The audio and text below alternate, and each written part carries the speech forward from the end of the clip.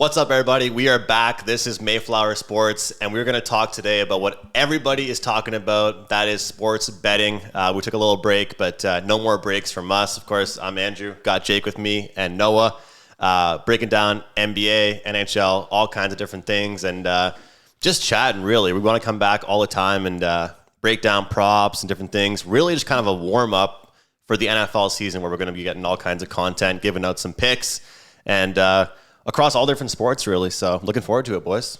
Yeah, it's excited to be here. Obviously, we're all big gamblers, so it's nice to talk about it a little bit on camera. Like Andrew said, obviously took a little bit of a break here, but now we got the studio coming along. Noah's finally on camera for once. Yeah. My boy's making his big debut, but excited just to get going again and basically just be a part of the fastest growing industry probably in the world right now is sports gambling, and I think it's just a great time to get involved in it. Obviously, we've all been gamblers for a very long time, so it's just kind of fitting that we make a show about it. I think it's perfect, too, because, I think we were talking about right before we even jumped on camera that we kind of all play the roles in the betting game here. Andrew's obviously the more responsible bettor, kind of handing out picks. Jake usually tails him more than I would, and I'm just the terrible we were talking right before we even come on. He said the worst way to bet is same game parlays. I'm trying to hide my phone because the only way I bet is same game parlays. Hey. I'm the plus 2,000 odds every time, so maybe don't always listen to me, but I got a couple things. I gotta make this clear though. If I always say the boys, and Jake would definitely speak to it. If you say I'm responsible for my work and people that pay me, but I'm not saying I don't make them myself. I make same game parlays and all that fun stuff, but so this is kind of the chance for me to be irresponsible, man. I want to make some crazy parlays. I want it to be an NFL Sunday where we have 7 guys to score a touchdown and things like that. I'm looking forward to it. Dude, nobody live bets more than you though. Exactly, yeah. That's the kryptonite in gambling is live betting. You got, plus 15.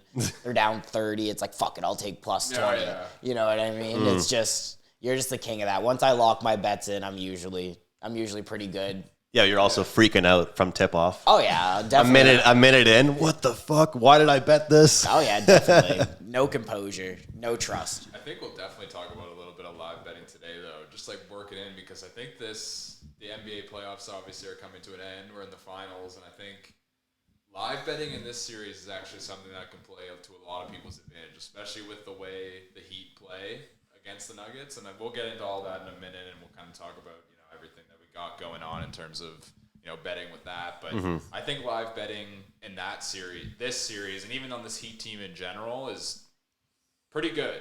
Jimmy Butler typically likes to play really well in the fourth quarter. Usually starts a little slower, especially right now. I think there's a lot of opportunity for it. So we'll get into all that, I'm sure. Yeah. I mean, since we're on the topic, we might as well just start off with the NBA. That's the game tonight, obviously. So we're recording on a Sunday, so we're going to have this out as soon as we're finished to get the picks out for the NBA. But I was saying to the boys earlier, usually when it comes time to series, finals, whether it's NHL, NBA, NFL, whatever it is, it's just a reason to bet. For some reason, this series just hasn't drawn me in. I just don't really care. Both of these teams to me are just kind of I could care less who wins. But just looking at the line tonight, it was 8.5. Obviously, the Heat got spanked last game. So it's tough for me to kind of not side with the Heat. Take the points, like you said. And if they go down big again, then like I said, I'm not much of a live bettor, but it would definitely make sense to kind of double down on the Heat. I can't see Spoelstra letting the boys just get smacked every game. He's one of the best coaches in the NBA, so I think there's a lot of value tonight in the Heat plus 8.5. And then also I was looking at, and again, I'm not betting this series at all. I think it'll take me something spectacular to get me to bet on this series. But the other thing that I was looking at too was I think it was Max Strauss's over-under on points. I think it was 12.5 or 13.5. I think they're going to need some shooting tonight if they're going to win. So I think he's a guy that maybe could get something going for them as well. Jimmy Butler's was 26.5. I think he's been averaging 27 and something throughout the playoffs. So do you really want to go with Jimmy, or do you want to take maybe a little bit less of a point differential and go with a guy that you know is a shooter and you only need to knock down, 2 or 3 threes and then maybe a couple easy buckets to hit that total? And just checking that line again, to your point, Strus is only 9.5 right now. 9.5, even better. Yeah. So, even better. And yeah, I couldn't agree more with that. Like, in terms of, the Heat, the way they're doing everything is role players. Yeah. Like, everybody, one game, like Gabe Vincent, Caleb Martin comes out of nowhere. All of a sudden, he's actually not even on the lines right now. I don't know. He's a game time decision. Yeah, so that's kind of tough. And I don't really know what to think about him during this playoffs. I don't really like to touch him either because before this playoffs, he was literally, waste man. Respectfully, nobody. Yeah. Let's not forget, everyone was calling for Caleb Martin to win MVP of the Eastern Conference Finals. And then look what happened in game 1 of the, you know what I mean? Like, that's the thing. Like, people forgot. People are living in the moment. Yeah. Well, that's the NBA, right? Like, we were talking about this, too, even before we were on cameras. That the NBA is full of fickle fans and analysts and everything. Yeah. Like, coaches get blamed for everything all the time. We were talking about a few coaches that got let go this year that we were like, did they deserve, like Monty Williams, Budenholzer, like, they decided to, was that their fault? Like, yeah. I don't know. It's hard to tell, but I kind of agree with Jake on the Strus. Like, I like Strus to at least hit a couple threes tonight for sure. Like, they need shooting. Like, the Heat are actually like kind of a live and die by the 3 team as well. Like a little bit. Like, a lot of people think they're a really fundamental team, which they are thanks to Spoelstra. But without them shooting well, and especially when you're just like, I think the funniest thing about this series is like, and to Jake's point, it's kind of a weird series because I think it's so lopsided. If you just look at the matchups when these starters get out there, the Heat are just completely oversized at every position. Agree with that, yeah. And one player that I really liked during this whole series is actually Aaron Gordon for points. Yeah. And the reason I say Aaron Gordon for points is because, he's probably the 4th option on Denver. Like, you have, obviously, Jamal Murray, Jokic, Michael Porter Jr. Those are probably your top 3 scoring options. But when you think about the Heat's size and how they match up, Aaron Gordon is always going to have a mismatch. And the Heat are going to obviously have a bunch of defensive schemes for Jokic and Murray. Like, they're going to be trying to stop them as you have to, because if you can't, then it's over. But, Aaron Gordon to start off game 1, 10 points first quarter. And then I think he finished with, 14, 15, probably something like that. But his points line is only 13.5 right now. I like it, too. I'm with you. I like it because it's just a complete mismatch the entire way. I think that, everywhere he gets on the floor, he's going to be someone smaller is going to be guarding him. I don't even know who matches up with him right now looking at it. Like, he's not passing the ball either. Like, when he gets the ball, he's looking to score. And a lot of times he's the one that's getting the ball dumped off to him. Yeah. Like, Joker actually makes plays. I'm not saying Gordon doesn't make for himself, but usually he's a guy that's getting the ball to go up with it. Like, he's the guy they're dumping it off to him after someone else gets doubled. He's getting it, and he can shoot too. So I'm down. I like that one. Yeah, I think you're right, because realistically, if you're looking at it, if Caleb Martin plays, it's gonna be him or Jimmy Butler that's gonna guard Aaron Gordon, and Aaron Gordon's bigger and more physical than both of them. Like, obviously Jimmy's an absolute dog. Yeah. But still, when it just comes to pure size and physicality, Gordon's just bigger than him. And if he gets him down on the block and he starts posting up, or those driving kicks and Jimmy starts collapsing to the rim to help out, easy 3 for Gordon. I think that that point total is really good too. Again, with this series, it's just I can see anything happening. So for me, it's just super hard to definitively be this is, a max play, or it's a 5% for. It's just one of those series to me where, if the Heat came back and won 4 straight games, wouldn't be surprised. If the Nuggets swept 4-0, wouldn't be surprised. If it went 7, wouldn't be surprised. It's just one of those series where, I realistically don't know what you're going to get out of it. But just from game 1, looking at it, it just seems like the Nuggets just are the better overall team than the Heat are. Definitely. One thing interesting is Denver didn't even have a good game. A lot of people were talking about that they didn't even play their best Denver basketball, and they won the way they did, which I think says something about the matchup. But you guys know it, and everybody else that's watching and interested in betting knows the biggest thing in gambling is overreactions, especially in a series.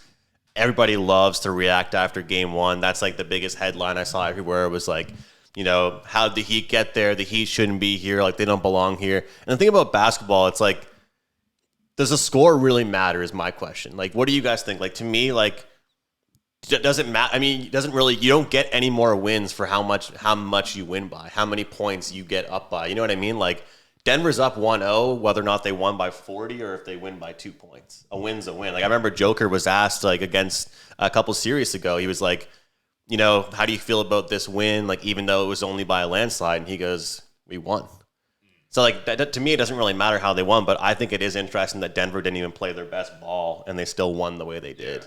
Yeah, I think basketball is one of those sports where, like, you can win. Like, I feel like once you're down and it's kind of late, it's easy for it to let it slip away. Like, it's one of those sports where, like, if you're down by, like, 15 with, like, 2.5 minutes left, like, you could lose by 25. And, like, no one's really going to bat an eye. They're just, they were down 15 and the game was almost over anyways. But you will have people saying, like, they got blown out. Oh, yeah, definitely. You know what I mean? I think basketball is one of those sports, too, like you said, where, like, it is, like, a little bit of an overreaction. So, like, even if you, like, the Heat only lost by, 11? Yeah, so they lost by 11. I think for a little bit of, like, after the game, like, people were talking, like, oh, like, they got dominated. And, yeah, they did get dominated, but at the end of the day, they only lost by 11. Like, you could have lost by 30. Yep, and I think, but, like, to that as well, like, it could have went either way, the way that game was going. Like, the bench was playing for a little while in that fourth quarter. Like, they kind of knew what was kind of going down. Like, I think Denver, if they really wanted to put their foot on the gas and really just win by 20, they probably could have. Yeah. But at the end of the day, that's basketball, right? Like, basketball is a game of swings. Like, the fact that the Heat obviously are still the underdogs in this series because Jokic is arguably the best player in the world right now. I think he's definitely in the conversation at the moment. The Heat, I think the Heat, after they beat the Bucks, should have gotten a lot more respect because this Bucks team was like the same squad as they had basically last year, right? Like, not much change. In fact, they even added Jay Crowder, which is a whole other conversation that you can talk about later on next year if that was worthwhile after playing like 5 minutes a game. But it's one of those things where the Heat were always underdogs, but the Heat have a good team. Denver is a good team. They only have one top All-NBA player. Jamal Murray wasn't because of so many good guards. The Heat had Jimmy Butler All-NBA. Like, they're good teams, but it could go either way. Yeah. And, like, these games, the Heat also played bad last game. Like, they were shooting horribly. Like, Strus didn't hit a three. Like, I took him to hit 1 3 last game just as a milestone because this series, to me, is a lot of, like, milestone bets. Like, a lot of, like, it's hard to bet those set lines because you don't know what's going to happen. Every game's like, it's hard to build one. Like, if you're a big same game parlay person, it's hard to get those plus 1,000, plus 2,000 odds in this and be even slightly confident because you really don't know game to game if one role player is going to show up or not. And somebody I work with, like, I don't remember the exact numbers, but pretty much said that he is a really good bounce back player. Like, whenever he's had a bad game like that, like, he was 0 for 10 from the field, 0 for 9 from 3-pointers. Yeah. One thing I actually respect, that's inexcusable. But one thing I respect is, like, he kept shooting. Yeah, that he has to. Well, do you? It's like, like, do you respect it, or should he have started passing it off? But it is kind of sweet to see, like, no matter when he was 0 for 7, he was like, whatever, I'm gonna keep shooting. So, I respect it, boys. Sorry. Yeah. You're gonna hear the phone vibrating for a minute there. You know, we're in Halifax. We got an emergency alert. Yeah. But they went 0 for 2 for 3 free throws. And, like, the other thing is just looking at this, like, you're never going to win a game with Bam shooting the ball 25 times. Yeah. Like, just seeing that, like, that's kind of crazy. Like, yeah, he was the best offensive player. Yeah, like 13 to 25 from the field, like, isn't terrible. Like, you're shooting over 50%, but, like, just seeing him putting the ball in his hands 25 times and letting him shoot, I don't think you're ever going to win a game if you're Miami. I get what you're saying. You're not dogging him. You're just saying he shouldn't be the guy. Yeah, like, I would rather Strus fucking go 0 for 10 than see Bam have 5 more shots. Yeah. Like, him have 30 shots instead of 25. I hate watching Bam at a bioplay. Yeah. He just had that, like, one, like, really good year where everybody's like, he's gonna, like, the new prototype for centers in the NBA, and it's like you see him come up against a guy like Joker, and it's like, all right, well, maybe you aren't the prototype for centers in the NBA. A crazy thing to say about that, thinking about this Heat team right now, is they did not want to trade Tyler Hero and Bam Adebayo for Kevin Durant. Yeah. The thing about those trades, though, is like, how long is KD going to be on that team for? I know at NBA it's all about winning a ring, but that's one thing I respect about Denver, man, is that like a lot of their team is like, those are the guys that have been on that team, you know? So like you look at some of these trades over the past few years that have been made, how many of them have resulted in rings? Yeah, well, some of them have, but Denver, when they traded Melo, Jamal Murray is a product of that Denver trade. Yeah. And so it's like, It's crazy to say that. That was so long ago. yeah, but that's, you know what I mean? Yeah. No, but that's how it works sometimes. If you get some good draft, and the NBA, it's, let's be honest, second round draft picks never really. No, it's not dude. like the NFL, but first round draft picks you can. Right? Yeah, you're hoping. Even those late, and I mean that's funny saying that because Jokic was a second round draft pick. So shout out to Anthony Bennett. yeah. And so, you know what I mean? So anything can happen, but I have a problem with this series because I would love both of these. I would love to see either of these teams win a ring because I love Jimmy Butler. I would love to see him win. But to your point, Denver, like homegrown team, they've never even been to the finals. Mm-hmm. Yeah. Everyone stopped talking about them because LeBron said he was going to retire or whatever, which I don't think he. I will. hated that. Yeah, I don't think he's going to retire at all. Gotta deflect somehow, man. Yeah. Gotta deflect somehow. Can't get swept. Can't get swept. He cashed Just his eat that on deflections the- prop. Can't eat that just on the chin. You gotta deflect somehow. I might retire. I'm with you though, Noah. Like I like the underdog story for Miami, and like I know this sounds weird to say because the players would be like, "What are you talking about?" But like from a viewer's perspective, I think that like you can actually give them respect for even winning the conference. Like obviously they don't even care about winning the conference; they want to win the whole thing. But like I feel like people should be able to give them enough respect already that they won the conference. And I wanted to ask you guys, like, Well, obviously this is the second time that they won the conference. What in the last 3 years or 4 years? Well, Because yeah, they went to the Heat. finals in the bubble, didn't they? Yeah. Yeah. Oh, so yeah, do you know what I yeah. mean? That's true, that's this true, is yeah. nothing new for them. So Yeah. I think especially to your point, like that's maybe why they would dog you and be like, Yeah. That's true, And that's they were true. in the Eastern Conference Finals That's last year true. against But Boston. when they were in the bubble, were they the same seed? They weren't the same seed, though, I don't think, right? No. They No. weren't as big of dude, underdogs. who even remembers? Yeah. But that's all I'm saying is they Yeah. were 8 seed. Yeah. They weren't even supposed to be in the playoffs. No, this is undeniably probably one of the best playoff runs by an underdog we've ever seen Mm-hmm. in the NBA, In the NBA, yeah. for sure. Yeah. Because my biggest problem with the NBA, like I grew up playing basketball. I never played hockey in my life, but I always liked hockey better from a viewership perspective because there was always more underdog stories. Yeah, I mean that's know? what happens when you only have 12 guys to a roster, right? Mm. You're gonna have a lot of disparity between the top and the bottom, and Yeah. I think this is maybe the first year, like you're saying, in the NBA where like going into the playoffs, like there was no like obviously people were talking about Milwaukee, and then if Giannis doesn't get hurt, maybe things are different. But like I think this was the first year of going into the NBA Finals where it wasn't like, all right, here's 3 or 4 teams. The final is going to be comprised of one of like these matchups here, where it was like maybe no one picked the Heat, but like I don't think anyone would have batted an eye maybe like after that Buck series if you were like, yeah, like the Heat could go to the finals. It just felt like one of those playoffs where anybody could win. G State wasn't at their best. Obviously the Lakers struggled. Giannis got hurt in like the first game of the series. The Knicks, like, and then in the West, like the Nuggets, like they've been there. So it's just like for me, it was one of these playoffs just coming into your point where it was just like you didn't know what to expect, and like I think this is probably one of the more, we'll call it, random finals matchups you could have got. Oh, for sure. Yeah, but I think definitely. Overall, I think this playoffs was needed for the NBA though. Like Yeah. in terms of actual playoffs going, like say what you want about this finals matchup, like I personally think it's just a huge mismatch, and Miami will be lucky to get one just based off the size and who they're up against. But who knows, right? Miami's done this time and time again, but I think this playoffs were needed for basketball because this is like the first time in the last 20 years or something, some crazy stat that doesn't involve LeBron, Steph, or was it Kobe? No, not Kobe. Yeah, probably. I think it was one of those 3 players that Yes. didn't involve. Yeah, I think it was that, yeah. Yeah, and it's like that's wild to think about. That is super crazy. Like LeBron's LeBron's typically in the finals a lot. Steph for those years, the Warriors obviously. I mean, people even were talking about Steph and the Warriors possibly going again to the finals. It's like just don't. Yeah. The cool thing is for Denver too, like you mentioned, like even though they were like because we have two cool stories. It's like the Heat, who weren't even supposed to be here right now, and then it's Denver that hasn't even been to this position ever. So even though they were a top seed, at least it's not a team that everybody knows the league wanted Celtics Lakers. Everybody knows that would have been the matchup for the ratings and for all the the people doing radio and all that kind of stuff. But I wanted to say, for me, I personally think you look back to every series the Heat have been involved in.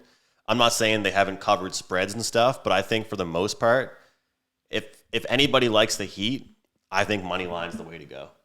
I think any game that they cover in, they're winning.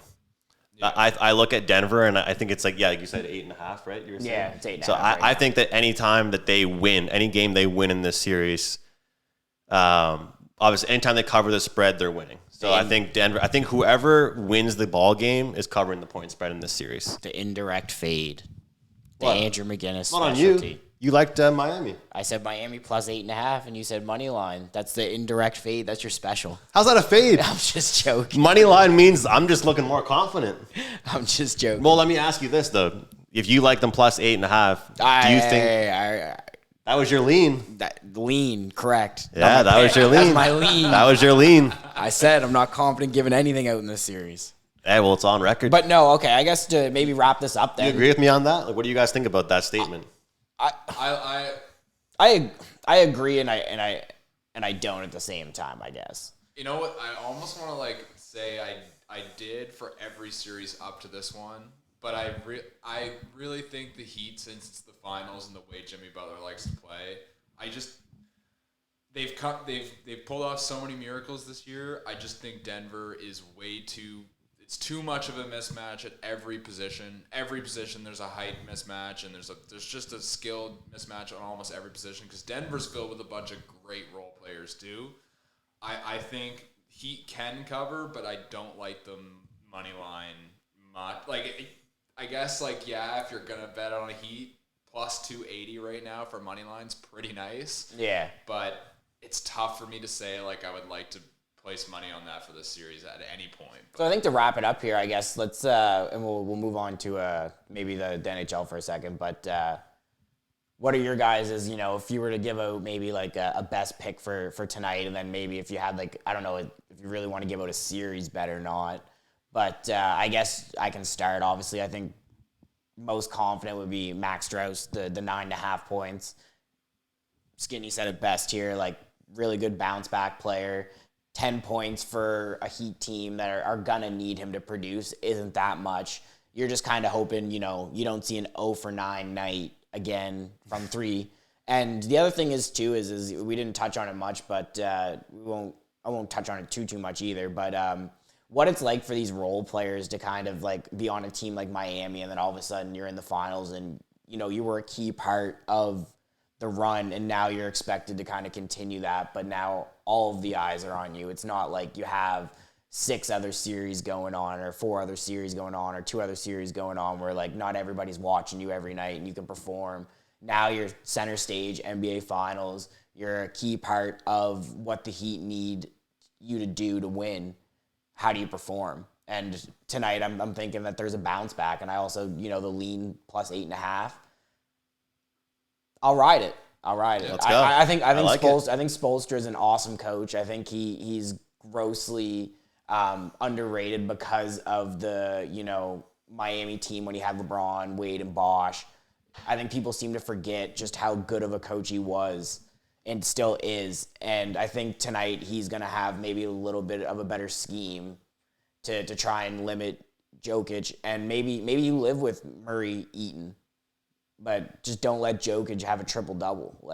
Try and figure out a way to limit him. But those are my 2 picks, Strauss, 8.5, and then also Heat plus 8.5. I like them. Andrew? I like it. Yeah. For me, I mean, kind of like what you were saying about Bam being the leader for them last game. As much as that's good for him and stuff, I don't think that's a key to success for them. But one thing I found, which I couldn't believe, the Heat only shot 2 free throws all game. Not in 1 quarter and a half. The entire game, the Miami Heat shot 2 free throws. That's wild. So I like over 216. There's 215 and a half out there. You can look around different places, but I like over 216. I feel like it benefits Miami to not play half court sets, to get out on the fast break and push the ball up the court. So I like a fast tempo. I think that even, like I said, Denver didn't play their best game either, guys, and they still put up a decent amount of points as well. So I like the over, and even though it's chalky, I'm going to go with the series to end exactly in 5 games at plus 205. Drake curse. Yeah, exactly, the Drake curse. I like that too, because I like the 5 games myself as well.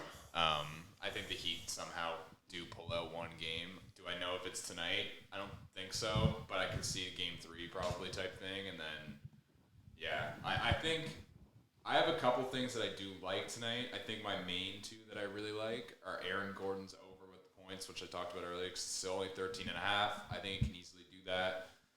And I actually like Jokic's assist line. It's 10.5.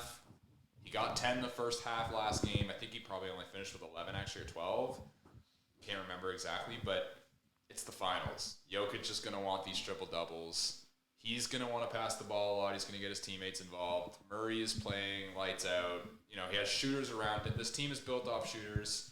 I like those 2 things as like my confident bets. The small parlay I put together includes those 2 with Jimmy Butler to have a block and Bruce Brown to have 1-3 as well. That's plus 1,000. So if I like that. Okay. If anyone is interested in a little bit of a little bit of a same game parlay that you'll want to sweat with me tonight, that would be my pick. Good little plus 1,000, but Fuck it, I'll throw $10 on it. Plus 1,000, that's pretty good odds on that. So. Yeah, I mean, Jimmy Butler to get 1 block. He had 1 block last game. He's averaging 0.7 for the whole playoffs this year. Again, finals, he's going to want to go all out. One thing that I was just looking through, I don't have it. I haven't bet on it, so not a log of any kind. But when you were talking about Bam, we were talking about a little bit before, Bam was the biggest offense for Miami last game, which is, we can all say, pretty rare for this team. His point total right now is 18.5. I don't think he gets that this game. But, again, I'm not taking it. I don't want to go. I like that, though. It's contrarian, right? Everyone remembers what they saw last. People are going to be betting him over. Yeah, I don't see him. He's not typically shooting 13 for 25 in a game. Yeah. That is Like Jake said, 25 looks for Bam. You're not winning. You're not winning, right? You're not winning when he's shooting the ball 25 times. So, yeah, that is another thing I kind of like, but I won't give out any more. I won't say that's a lock of any kind, but take a look into that point total because I think that's something to kind of keep an eye on. I think. Let's go. All right, I guess switching topics here, we'll jump into the NHL because that's also tomorrow. So obviously, Game 1 was last night. Florida came out on top. Vegas came out on top 5-2. Kind of an interesting series. I think Vegas is definitely the better of the teams. Obviously, I think Florida definitely is a good team as well. Last year, they were President's Trophies winners, coming in as that last spot in the East. I think people and teams that they were playing kind of forgot who they were. So, but I'm just kind of on the same line of like the NBA that the miracle's kind of over. I think, you made it to the finals. You played very, very well, but I think it just feels like, Vegas has that team this year to do it. Last night, I know you had a couple bets in play that you can talk about if you want, but I think you've had a pretty good read on the playoffs so far, so I think it'd be interesting to hear what you have to say. Yeah, after a pretty rough regular season.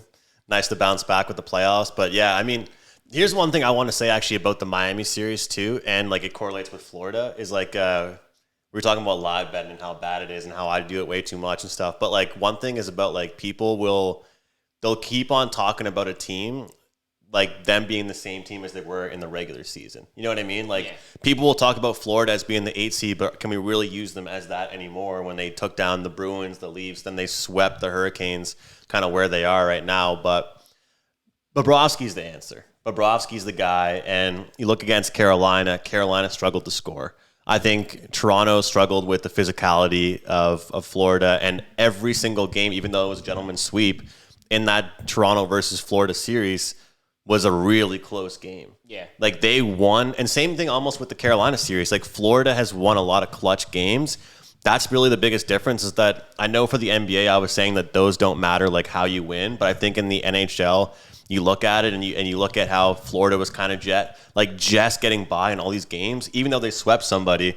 Like, cracked me up when Rod Brendamore, the coach of the Hurricanes, was like, we didn't get swept. We just lost 4 games to nothing. It's like, bro, that means you got swept. You know what I mean? Like, he pretty much was trying to say they didn't get embarrassed, but they kind of did, you know? But I think that as from a betting perspective, obviously it's a gambling podcast. I think that unders benefit Florida and overs benefit Vegas. So if you like Florida at this point and you want to get that plus money, I don't think there's enough value on them to even on the money line. You want to look at Bobrovsky's save props, and you probably want to look at the under because they're not going to be able to contend, I think, trading goals with Vegas. Although, actually, I got to say, I was impressed with Aiden Hill last night. He made some big saves. A little unorthodox, but I think he made some big saves. He definitely got the paddle out there. Yeah, he definitely looked a little unorthodox. But the first period overs are where I'm looking. Yeah, so that's been my bet. That was the bet that I wanted Andrew to tell you guys about was the over 1.5 first period goals. Like, you've been living and dying by that, to be honest, and it's been paying off for you pretty well. I kind of fall under a similar mindset of if Florida's going to win, probably going to be grinded out, ugly games. When Vegas gets going and they're in transition, I think it's going to be tough for Florida to contend.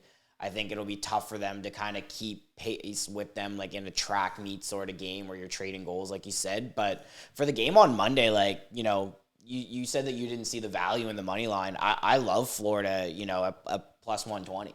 I think it's a big bounce back game for them. I know that they can't go down 2-0. They can't go down 2-0. It doesn't matter what sport you're in when it comes to the finals. You cannot go down 2-0. It's too hard to come back. You need too many bounces to go your way. So I think Monday for sure I'll be and for the people that don't know, I've been on a little bit of a hiatus from gambling.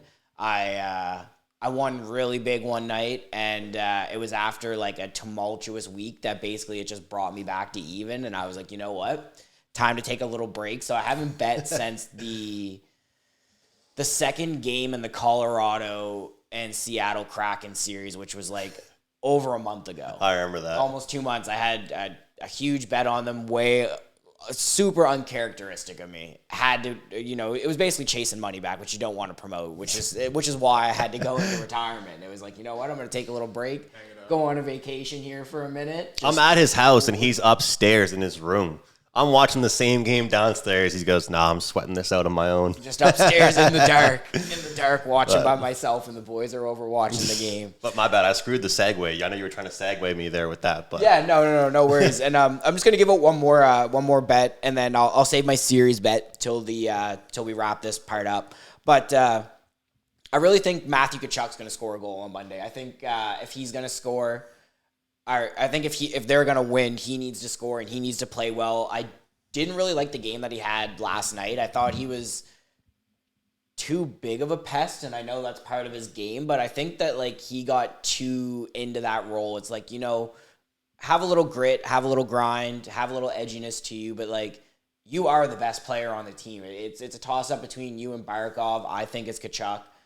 You need to play like the best player on the team. You can't be getting mixed up in every single scrum, you know, punching Pietrangelo in the face after every whistle. Like, you need to be head locked in. How can I make a difference for my team? And I think he is much more of a value when he's playing that offensive style of game, driving hard to the net, being a net front presence, than being a guy that wants to go out there and mix it up and be an agitator.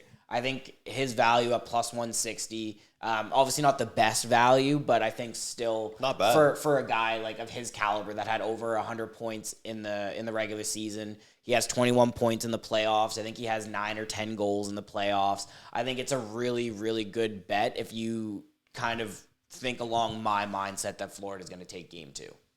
It correlates. Like, his success correlates with Florida's success. They're going to live and die by him. He has a handful of overtime game winners. When they've won games, he's played well. So I like it. And I agree with what you said there. Like, I could tell you were like, how do I phrase this? But I agree. Like, him trying to be a shit disturber, was a little bit too much last night. And I get it, it's game one. You want to come and like act like you're not scared to be there, like you're big for the moment. Because everybody kept on asking Florida, like, almost like, are you satisfied with the East? Because they were the only team that touched the trophy, right? The Eastern Conference, and Vegas didn't. They didn't even go near it. And Kachuk had a good answer. He just said, like, yeah, we're proud of ourselves. You know what I mean? Nobody believed in us and stuff. But I think it's kind of time for Florida to stop rocking with that vibe and be like, you're there. Like, I know Kachuk's been living and dying by the whole, like, nobody believed in us. Nobody believed in us. It's like, buddy, you're here now. You know, like that. This is your time. But what Jake, was trying to segue me into that I didn't really catch on to was pretty much just like during the regular season, the second periods are always the highest scoring periods, like especially with what the odds are for like each period's total. But what I've noticed is like the first period has kind of, after the first few minutes where it's guys out there just trying to get their first hits in and that kind of stuff, they're kind of been where the most chances have been created. And the second period is whichever team is leading, they protect that lead, I've noticed a little bit. Like, and so it really seems to me that the second period's been a little more quiet. And then the third period, the team that's down is playing catch up. They're chasing that, the catch up, and then either they come back or we see a goal from the team ahead and like an empty net goal. And we saw that yesterday with it finishing 5-2. I think Riley Smith had the empty net goal. So, and the good news is with the playoffs, like nobody used to bet first period overs, unders, and that kind of stuff, especially now with how common it is to have a 6 or a 6.5. Every NHL game during the regular season is a 6 pretty much for the total. But now that the playoffs have started and there's more defensive hockey, they're all 5.5s, which lead us to only getting like minus 120 or 1.8, 1.9 odds for this bet. So I like that one quite a bit. And honestly, I'm gonna run it again. If it ain't broke, don't fix it. And even for Vegas at home, they always come out on fire. And every game but one that they played against Dallas in the conference finals, the first period went over. And I believe that the full game went under 4 out of 6 times. So it's pretty crazy that the first period went over that many times, but the full game wasn't really going over. Yeah. You got anything for us? Honestly, it's funny that because like I had an idea before kind of going in, and hockey isn't really my sport that I bet on. I sprinkle some stuff here and there when I see something I like. And the only thing I was going to say that I actually liked about this game, and to your point, it was Florida, like I actually like the under, like the total under of being 5.5. I know, you were saying 6 in the regular season and everything, but hockey's a little bit different in the playoffs and everything like that. And I don't think Florida lets Vegas get that many goals game 2. And like to your point, Jake, too, they know they can't go down 2-0. I think it's going to be a fight. Do I think Florida wins? I don't know. I don't know if either of what will happen in terms of actually money line. So I like the under at plus 105 right now. Yeah, nice. Under 5.5. I think that's good value. And I think you're going to see a lot of, like Andrew said, like if Vegas is going to win, the over's probably going to hit. If Florida's going to win, the under's probably going to hit. So I think it just comes down to maybe who you like the most between any given game. If you like Florida, if you don't like maybe the odds on Florida money line, then maybe take the under. If you like Vegas, you don't like the money line, take the over. I think that's a really good recipe for some success. And I think too with this series in general, it's going to be physical. And I think with game 1, emotions were high. You could clearly see that Florida kind of got, let the emotions get to them. The way Bobrovsky's played since he's taken the net, it's hard to see him coming with a bounce back game, coming back next game and not having a bounce back game. It's hard to see him letting in another 4 or 5 goals. Like, I think he's going to really lock in, and not to mention, like, they had that long layoff. And I think the guys on Sportsnet said it best when it started. Like, if you're Vegas, Bobrovsky was in that frame of mindset where it was like, I don't want to lose the net. I'm stopping everything. I'm playing out of my mind. The guy was talking about losing 10, 15 pounds a game from just sweat. What happens when you're out for, a couple days or a week? Like, you kind of lose that mindset. You kind of lose that, mental edge that you might have had. And Vegas were just throwing bodies at the net the entire game. And you could clearly see that maybe Bob wasn't ready for that. If, they would have only had like a 2 or 3 day break, maybe it would have been a little bit different. But just to give my, just to recap the two that I gave, and then I'll give my series bet if the boys have anything else that they want to add before we kind of just go into, we might not break it down as much, but just give maybe some picks throughout the week, because we're probably only going to do this once a week, maybe twice a week if there's something going on. With the summer, obviously it's a little bit slower. So the playoffs are for the NHL and the NBA finals are two big things right now.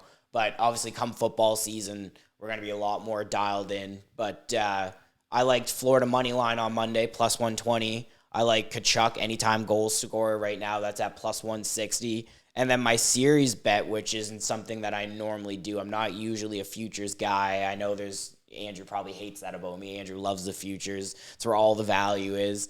But I really like Vegas to win this series 4-2 at plus 400. I think it goes 6. I think Florida puts up a little bit of a fight for a while. They maybe steal one on the road tomorrow, and then they steal one at home.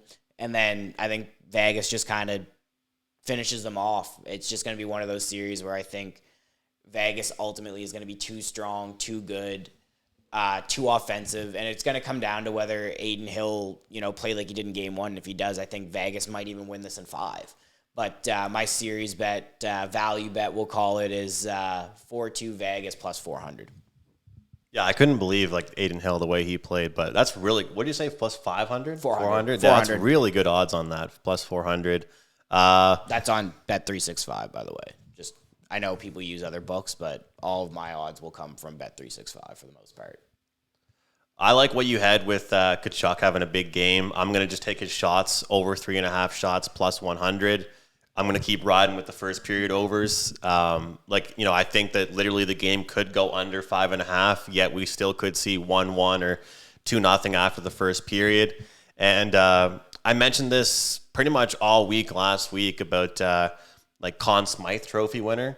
And people don't bet this as much. And the way I look at it is this. When you're so far now where we're in the actual Stanley Cup finals, you don't want to be betting the favorites, the top guys. You can a little if you wanted to, but I still think Marchessault, he was 7-1 before the game yesterday. He's now plus 450 after having a pretty good game yesterday. He's tied with Kachuk as far as what the odds are. Kachuk's plus 452, but to me, I look at heroics, and I think you look across the sports with NFL, NBA, across everything, really, even in soccer, you reward that you give that award to the guy that's had the big goals. Nobody cares if you scored a bunch of goals in the first period. You want to give the guy that scored the big goals. And Marchessault, I think he's at 8 or 9 goals now. He's been pretty good. So I guess my series long wager will be Marchessault at plus 450 to win the Conn Smythe Trophy. But tomorrow I'll go over 1.5 first period. I'll take Kachuk over 2.5 shots on goal. And I'm not there yet, but I might take a look at Vegas's team total under because I feel like that correlates with both what Jake likes and what... That's an indirect fade. That's an indirect fade. How's that a fade? He likes Florida. I like Florida. You're taking Vegas team total under? Is that what you said, or over? Under. Oh, okay, I thought you said over. I was going to say... Come on, bro. How's that a fade? I'm rocking with you. Don't fade me like that. I'm rocking with you. I was going to say, definitely team don't total fade under. me like that. I mean, honestly, it's funny because I really didn't talk to you guys before going in, but mine kind of all correlate. I like the under at minus 5.5. Under at 5.5. That's plus 105, and I actually like to parlay that with Florida covering plus 1.5 on the game. So that's plus 192. Both those together, I think Florida keeps this next game really close. I don't know if they win, but I don't think Vegas gets 5 goals next game. I don't see it. So yeah, I like those two for the game on Monday. I think that's kind of my way I'd go about it. Player props for me in hockey. I mean, sometimes I'll put some stuff on Stoner because that's my guy for undisclosed reasons. But just your guy. Yeah, just my guy. And then I actually also like the futures of Vegas winning 4-2 as well. Yeah, that's how I would go about it. It's the same story with me with Florida and Miami, both the Miami teams kind of coming in. I think that overall, I think both the miracles kind of stop. I think they both had historic runs, right? And that's where we were even talking a little bit off camera. We got to give credit to these two teams for getting this far, but I think it stops. I think it ends here. Florida losing. I think Vegas takes it. Yeah, 4-2. And then the under for next game for me is really my main thing. I like it. Honestly, we're going to have like a little bit of a heated kind of like, I don't even want to call it a beef, but Noah's stealing my title as Parlay King. He's just going after the He's parlays. just going after the Parlay King. That's usually my thing there. That's what Andrew had me saved in his phone for a while, was Parlay King. No. But Noah's just coming straight off the bat like, yeah, who's the real king, bud? Who's the real king? He doesn't like anything minus. It's all plus. It's No, all and I plus. think I like it, though. actually that leads me into something I actually wanted to talk about was for this series. I know obviously you want to be giving out winners. I think that's what obviously people remember you by, is giving out winners. they don't want they don't want your bad picks. But just from my kind of FYI heads up, like I'm never gonna come on here and probably give you guys like a minus 150. Like that's just not the type of person I am for giving out picks. Like, yeah, I might bet a minus 150. I might bet, I might put a minus 200 on a parlay, a little juice or whatever.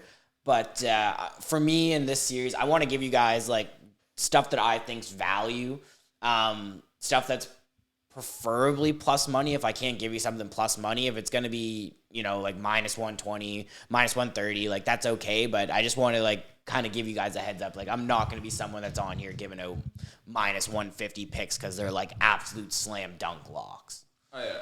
Why not? That's just not like, If it's a lock, it's a lock. I think like even when I first started doing the NFL prop picks last year and the year before, like I noticed a lot of my picks too were plus monies. If it was an anytime touchdown score, I wasn't giving out like I was giving out maybe one like plus 100 or plus 120, but the rest of them were like plus 240, plus 300, plus 400. I think if you want an expert's opinion to get those picks, you go see him. You know what I mean? Yeah, like, I'm not an expert. I'd rather give you guys the plus money, the stuff that I'm going to be betting, cheering on, the stuff where I think I'm going to, make the most money. I don't usually do these, like, and I know you're kind of similar and you're similar too, where like we're not doing these like whale plays where we're putting like $500-$600 on like a minus 150. Yeah. So it's like, for me, I'd rather go down losing with the plus money than kind of give the generic. Yeah, boring. I was just messing with you. I know, but like that's just kind of like how I'm gonna treat this, just so everybody knows. Is like you're not gonna, I don't want to hear like, oh, well, why didn't you give out minus 150? Eagles money line. It's like, well, that's no fun. Yeah, like you know what I mean. You can get that pick from anybody. The only sorry, no, go ahead. No, go ahead. No. I was gonna say the only time that like I'll really advocate for something like that, I'm mad at myself right now because I didn't do this, was that when Denver's series, when they lost one in their last series, they literally when the last game that they lost, at one point you could have gotten them minus 175 to win the whole thing, and then right after they won their next game, they were back to like minus 300 to win the NBA championship. Yeah. So I was pretty mad because I was like, because that's a minus 175 that like that's like the definition of value is like knowing that if they win their next game, the line's going to go back against up. Especially if it's against the Heat, they're going to be minus 300. So I was kind of mad at myself for not pulling the trigger on that, but I'm with you on that. Like, and also, well, people forget, like, not everyone does this, but like the way most people bet is to like, let's say you're a $100 guy, you bet to win 100. So if it's like a minus 130, most people bet $130 to win 100. But the thing is, if it's plus 110, you don't have to bet something. You know what I mean? So you're just saving money when you bet the plus money. Yeah. No, definitely. And Noah's like, yeah, I usually try and win like 10-1 odds. Yeah, I was just gonna say, yeah. I mean, I'm trying to give out like 2 things each time we do this that I think are actually locks, and that if I should probably just put money on those 2 things and walk away with my profits. But we all should do that, but that's not what happens. I pretty much am always going to come in here with also a plus 1,000 ticket. Like, I'm looking forward to those every week, though. Honestly, I think we should make a pact now that each one of us comes in every week. I say maybe not now when like the sports seasons are kind of running down, but for NFL, let's say, each one of us comes in here with a plus 1,000 or better parlay for the week that we give out. and we'll try and do something. We'll try and make some sort of like challenge or something between the three of us that we can do where like maybe we keep track and like whoever hits the most parlays across the NFL season that are plus 1,000 or better, we'll do something. We'll figure something out to give each other or whatever, right? And the cool thing about those is that you don't have like you could hit one every like 6-7 weeks of the NFL season. Yeah. Obviously, you want to hit more than that. All of them. But one thing I got to give you respect for though, for everybody that knows you for going to the NFL, is that you don't do like a lot of legs. No. Like when me and you were chilling, and like let's say I come over to your house right at 2:00 when the games are about to start, you'll have like this team to win, this guy to score a TD, and like this guy over 4.5 catches. Like you're not the guy that. So even though I had you saved as a parlay guy and a prop guy, you're not betting like, you know what I mean? Like you I would say that you're like a lot of people are against the same game parlays and stuff like that, but like you just like, as you said a few minutes ago, you just don't like juice. Yeah, so, like if I'm gonna bet the juice, like I'm gonna bet it.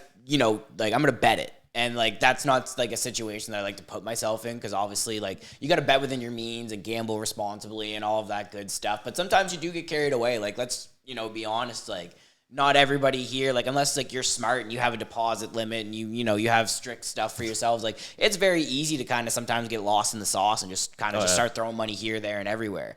And I think with me, like, with the betting the juice is, like, why would I bet like $200 when I could like upload $100 and maybe make like 3 or 4 like 25, 20, or some variation of 2-game parlays. And like I think you'll know, like I never put more than 3 legs on something unless I'm tailing somebody and it's just like here's a $10 ticket that pays $17,000. It's like something crazy. All right, well like I can justify that, but like for myself, like I'm not usually a gambler that goes more than 3 legs for parlays. You'll usually catch me with the 2-teamers.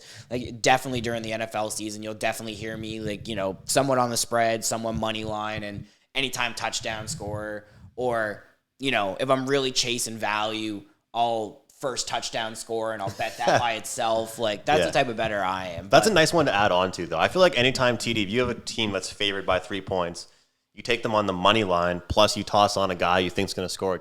Like Cooper Kupp, if he's healthy and you plan on betting on his team, why are you not betting on him to get in the end zone? Yeah, like same game parlay. Yeah. If you think Rams are winning, Rams and Cooper Kupp anytime. Yeah. And like that's how I really got into like the player props, was like I really liked a team, but I'm like, well, why wouldn't I just like throw their best running back or their best wide receiver on there to try and win a little extra money? It might only be like an extra like $50 or $100, but it's like still, who cares? Like it's extra money. Yeah. And if you think they're gonna win, then chances are the best players are gonna have to do something. That was me with Derrick Henry all last year. Yeah. Like I can't bet on the Titans. Like Dean, if you're watching this, you'll hate me, but I can't bet on the Titans. I just can't do it because like I just don't. It's like it's nothing against them. They're always a good team. They're always a fighting team, but like just don't really watch their games that much. Tannehill, I just can't stand. All these things, but I loved throwing in onto any parlay like Derrick Henry anytime touchdown score. Yeah, because if they're gonna win, which they do win games. Like they do. Derrick Henry, if he's healthy, he's scoring. Yeah, like, and they can't set his yards high enough. They can't. Like every week, I had a guy from work that we'd call each other at like 12 o'clock on Sundays. Be like, hey, what are you betting today? He goes, dude, they only raised Henry's number by 5 yards, 10 yards. Like they just can't put it high. And one time it was like 105 yards. He still went over. Yeah. They're gonna run him into the ground. But the thing is, they risk his health, man. Like this guy is gonna just. I'd almost rather die than bet over 105 rushing yards. I don't care who it is. I'd almost rather be dead. Like. If that's the only thing that somebody's offering me for a game, I just won't bet it. That's crazy. 105 I'm a street guy though, man. Yeah. If someone has cash for me like 5 out of 6 last weeks, you're gonna I feel like I'm playing with house money. You know what I mean? That's kind of how I am with that. But I guess I got 2 more for hockey if I can add. Yeah. I was gonna say, why don't we like to maybe wrap it up here? We'll give a full slate. You can just recap your slate. If you have anything, like I have a couple things since we're doing this on Sundays for right now. I'm going to be giving out stuff like probably a week in advance, which is Andrew is wholeheartedly believes in catching the best line. Yeah. I hate it. I'm a bet. If I'm betting a game, I'm betting it that day. I'm not getting money tied You're up. not betting it that day. You're betting it 5 minutes before it starts. Or maybe even 5 minutes before it starts. I'm not getting money tied up in things for the week, and I get it. Like, that's how you catch the best odds, and you're gonna get the most value out of something, because you never know if like the sharp money comes in and the line moves one way or the other. You want to make sure you're on the right side of that. So I definitely get it, but just for the logistics of this right now, we're gonna be giving out stuff probably a week in advance if anything lands on a weekend or throughout the week. But do you want me to kick it off? Yeah, so obviously, we had the Max Strauss. I can't remember what the odds were on that. It was probably minus 110. It was probably even money. Minus 110. I'll double check you, but So what was the points? How many? 9.5. So Max Strauss over 9.5 points. I also gave out as a lean, but I ended up just locking it in because forget it. I'm going to take the Heat plus 8.5. And then for Monday, we have the Florida Panthers money line plus 120. Matthew Tkachuk, anytime goal scorer for Monday, plus 160. And then we also have for our series bet for that, Vegas to win the series 4-2 at plus 400. And then Andrew knows and Noah knows I'm a big soccer guy. I love soccer. During the summer, there's not much on. There's going to be a lot of soccer on this summer. So you're going to get a lot of stuff out of me in terms of soccer. There's going to be, Women's World Cup, Euro qualifiers, UEFA Nations League. Obviously, we're coming down to the end of the season, so we have Champions League on Saturday. We have UEFA Conference League on Thursday. So Thursday, we have a Fiorentina, an Italian team, for those who don't know, versus West Ham. They're an English team for the UEFA Conference League trophy. That's like, we'll call it like the third-rate competition for teams all across Europe. You have to qualify, and then there's a round robin, knockout stage. So this would be like the third tier of that. Champions League's number 1, Europa League's number 2, Conference League's number 3. So West Ham, I have winning, not money line, to lift the trophy. So to lift the trophy includes overtime, or extra time, we'll call it its right name, and penalty shootouts, PKs. So for West Ham to lift the trophy, it's minus 110. Both teams are really good. Both teams have the ability to put the ball in the net. I just think West Ham has a little bit more of a defensive backbone than Fiorentina does. But that being said, I think Fiorentina also has a little bit more of a attacking prowess. So I think it'll be a really good game. It's on Thursday at 4 p.m. Atlantic time. So wherever you're at in the world, you got to figure that time zone out for yourself. 3 Eastern, Mountain Time, whatever it is. Saturday, we have the UEFA Champions League, which is the cream of the crop, we'll call it, of tournaments for club teams in soccer. I'm going to take Manchester City -1. So Manchester City won the English Premier League. They won the FA Cup last weekend. They realistically should kill Inter Milan. Inter Milan's another Italian team, so we have 2 Italian teams and 2 English teams playing each other this week. I just think Manchester City is the best team in the world right now. They're going to be super hard to beat. -1 at plus money, I think, is great value. Usually City -1. I think Andrew can attest to this when he bets Manchester City. They're usually like -150, -175. So to get them in a final against, I think, a lesser opposition that's going to try and sit in and defend for 90 minutes and scrape by and maybe win an extra time or win 1-0, I think just to play that style against Manchester City is a recipe for disaster. So I think City -1 at plus 120 is great value. And then also on Saturday, I have 2 UFC picks that I'm going to give out here. One of them doesn't have odds yet because it's so early in the week, but I think the first chance that you get to take this, you should hop all over that, is the Amanda Nunes fight to not go the distance. Both of these women are absolute killers. I don't see this fight getting out of the 3rd round at best. I don't know whether Nunes is going to win or not, but she's been coming out just trying to murder everyone, and sometimes it's a good thing and sometimes it's a bad thing. She might gas. Do you got it out? Under 2.5 rounds, -115. Okay, so I got the fight not to go the distance, but since we have a line here, I'll change it. We'll go under 2.5 rounds, -115. So that basically means the fight can't make it to the 3rd round. I think, yeah, sorry. Yeah. Third. It'll be halfway Through the third round. Sorry, Yeah. halfway through the third round, it can't make it. So I think one of these girls is going to get starched. I think they're both just going to come out there swinging. They're both big girls, surprisingly. So I really like that. And then my value play for Saturday, and I think you might see the line move on this a little bit, is Charles Oliveira money line against Beneil Dariush. Both of these guys, this is a title eliminator, so whoever wins this is probably going to get a title shot. Charles is coming off a loss. Dariush is on like a 5 or 6 fight win streak. They're both beasts. They're both well-rounded. They both can strike. They can both grapple. Charles, to me, has a little bit of a slight edge on the ground in terms of the jiu-jitsu. But I'm a big Charles guy. I would rather bet Charles. I would rather not bet the fight than bet against Charles. So this is just a pure kind of fandom pick. But Charles Oliveira Saturday in Vancouver. Plus 110 money line, and those are my picks. And if I had to say my favorite pick of the bunch that I've given out would probably be Manchester City -1 on Saturday. Best bet. Best bet. I like it, man. My juices are flowing. All this gambling talk. I got to go bet on something. This is firing me up, getting all these picks. I love this.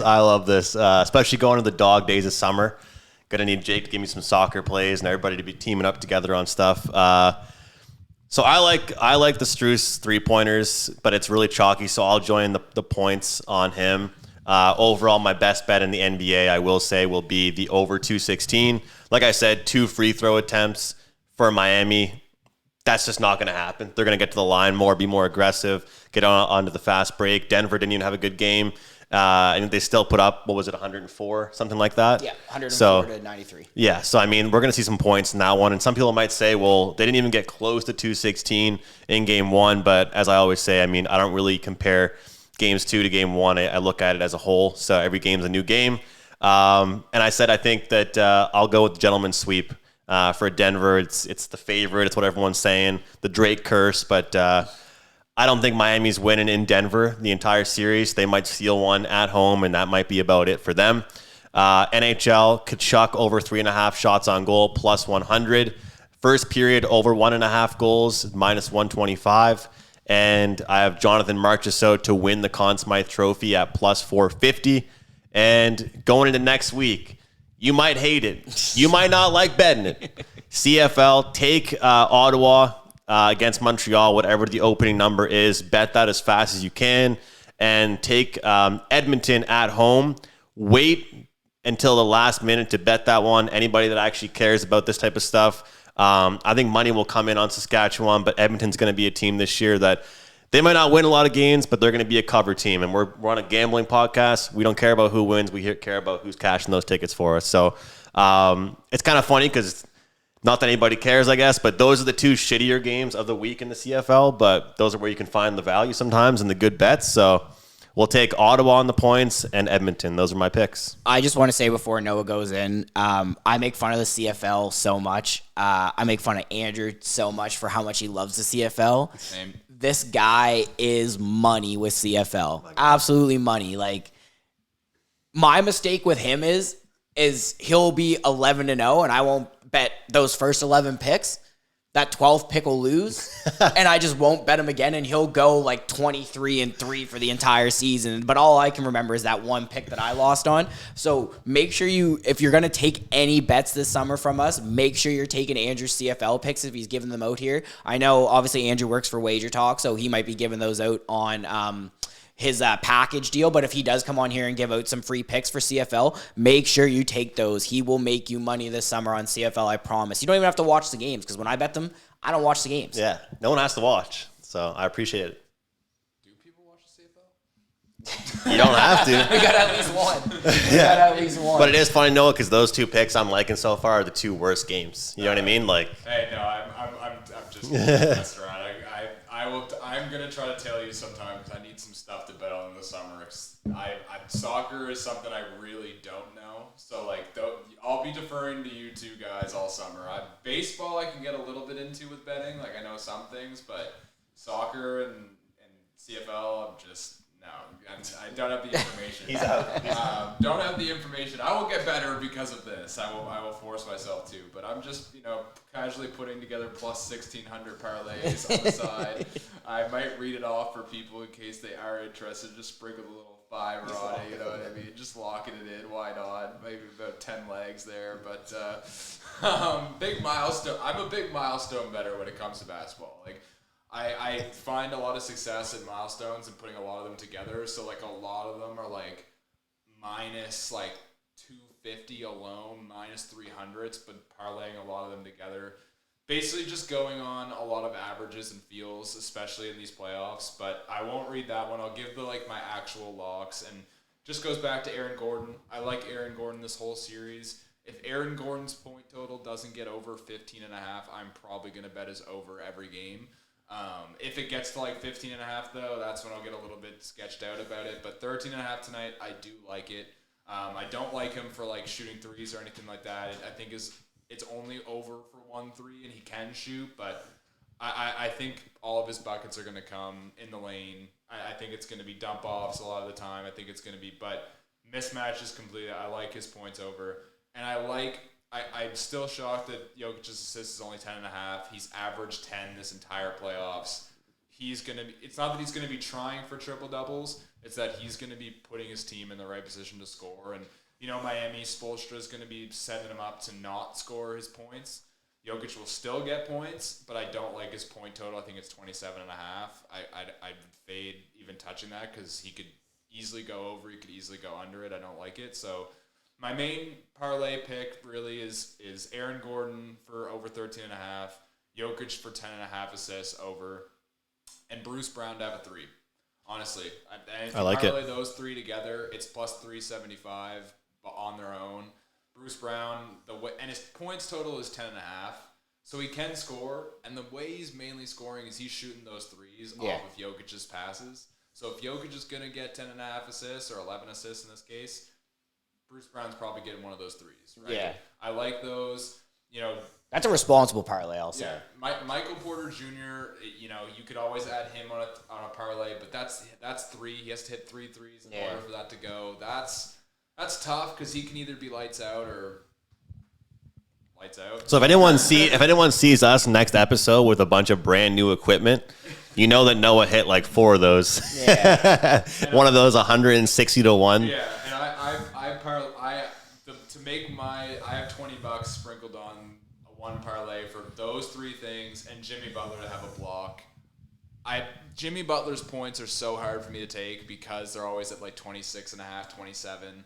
He could easily just not score that much in a game. He starts out first half's cold and then finishes strong, but always gets like 24, 25 type thing. So Vegas is really good with his odds there. So I don't really love his points totals often. It's hard to take. So I usually go like milestone, like what I have on my other one. I'll read it out for people if they feel like tailing. Jimmy Butler over 25 points. Jamal Murray 20 or more. Jokic 25 or more. The over on the team total 215.5, so 216. Jimmy Butler 5 or more rebounds. Jokic 10 or more assists. Michael Porter Jr. 2 or more threes. Strus 1 or more threes, and Bam's under on points because there is no chance. That's a sharp look right there. There's no chance Bam gets over 18.5. I almost want to add that to my locks, but I won't because I'll be responsible. He's being responsible. I'll give people. I'm not giving that ticket as a lock, but that's what I'm gonna say. So if I win that one and anyone wants to tail me, please screenshot that and send it to me because you'll be a very happy man, as will I, because I will be happy to win $200 off of that little Win bet. together, lose together, bad boys for life. Exactly. And then switching just into my hockey pick, I'll keep it the same, what I said earlier.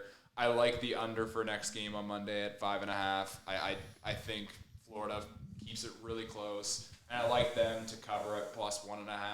So parlaying those two together, almost plus 200 at plus 192.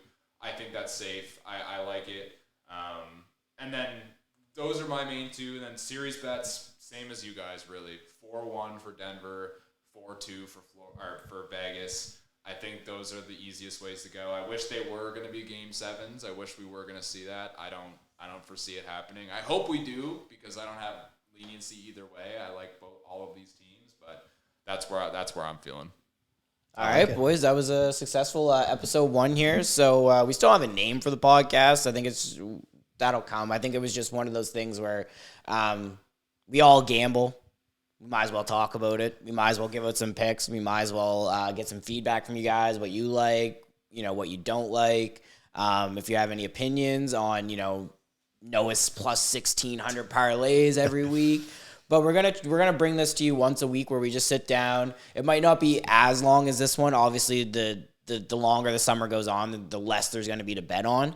But basically, this was an idea that we came together to try to ramp up for the NFL season, to get some reps under our belt, to make sure that we had something together. When NFL season rolls around, we're going to be in full swing. We're all huge NFL people. We love to bet the NFL. I think if you bet, you bet the NFL, whether you watch or you don't. So stay tuned. We're probably going to bring these to you guys on Sundays, barring, something comes up where we need to change the schedule around. For the NFL season, we still don't have a date for that yet, but is there anything else you guys want to add before we head out?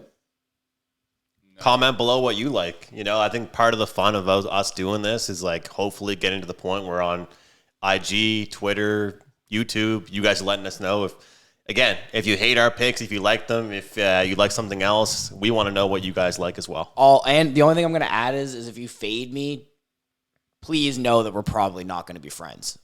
Please screenshot it and send it to us. You can ask Andrew more than anybody. I even count indirect fades. If you bet something on the game that slightly contradicts what I bet, even if you not win, having it. Even if you win, I'm still mad at you. I'm still mad at you. And please roast my bets because I need someone to make me more responsible. Hey, that's engagement. That's engagement. We'll take engagement any way we can get it. And if you think the plus 1,600 bets are bad with basketball, you wait till football season, baby. Football. Some of the parlays that I had plenty of $1 for 1 million parlay tickets out here. Have you ever heard of one field goal in each half by both teams? Jesus. I was quite a fan of those bets this year. So did I hit one? No, because I'm sitting here with these.